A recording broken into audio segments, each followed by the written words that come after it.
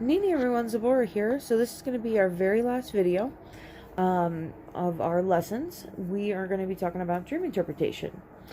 So every culture has a set of rules or an understanding about dream interpretation and dream magic because we all dream.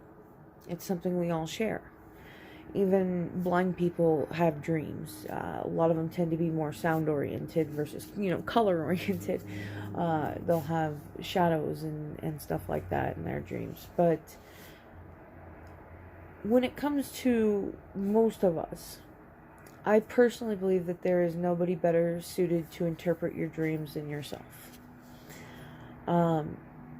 Plenty of mythologies say different, but this is just how I personally feel. Your brain is your brain, and nobody knows your brain better than you. Symbols mean specific things to me that may mean different things to you. If I hold up a picture of an Ankh, to me that means life, specifically given and held by the deities, the Necheru, the gods. Nobody else really was allowed to wield this.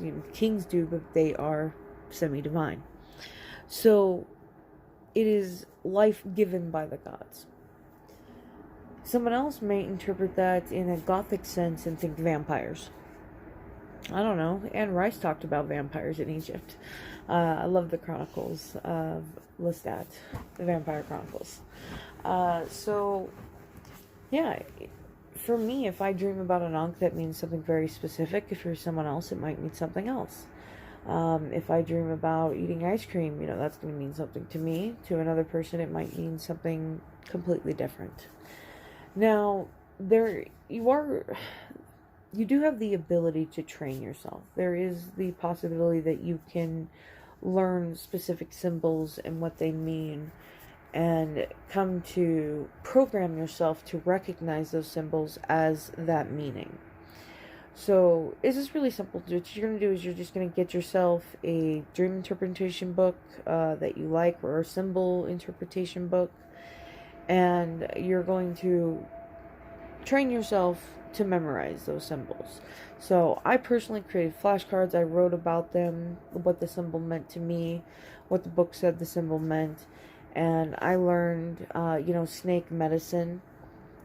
Other people may associate snake with fear or snake with death because of the fangs and venom and scary monsters, So it's really up to you. I came to associate snakes with medicine when it came to dream interpretation and dream magic and stuff like that.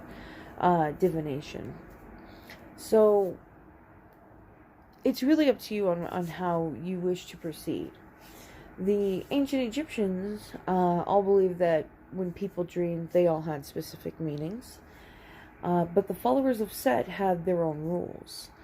Followers of Set dreamed opposites. So if you were, say, a follower of Osiris or of Tahuti or Sekhmet or whoever, and you had a dream about being poor, and that was, you believed, prophecy, it was foretelling of your future, you were going to lose your money, you would wind up saving and taking that as a warning that you need to be more conservative with your finances.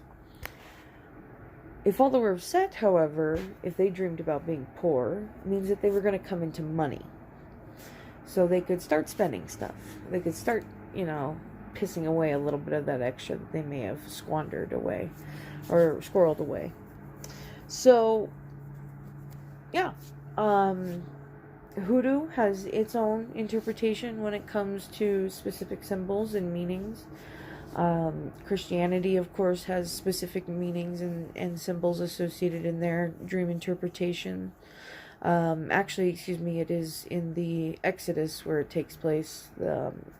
Daniel is interpreting Pharaoh's dreams about famine and stuff. So if you are of the Christian mindset, you might want to take those symbols into consideration and train your brain to associate those symbols when it came to dream interpretation. Now, there are things that you can do to enhance dream interpretation. There are crystal grids you can use. There are teas you can drink. There is incense you can burn before bed. You can keep a dream journal and a pen next to your bed so you can write down your dreams and pick them apart later and try to pick out the symbols and make predictions. And then record, you know, like the week's events and see if your dreams matched up to any of the week's events. So yeah, that's kind of my whole shtick on dream interpretation and dream magic. And that concludes our very last witchcraft lesson on divination. So that is it for tonight, guys. Sun Update.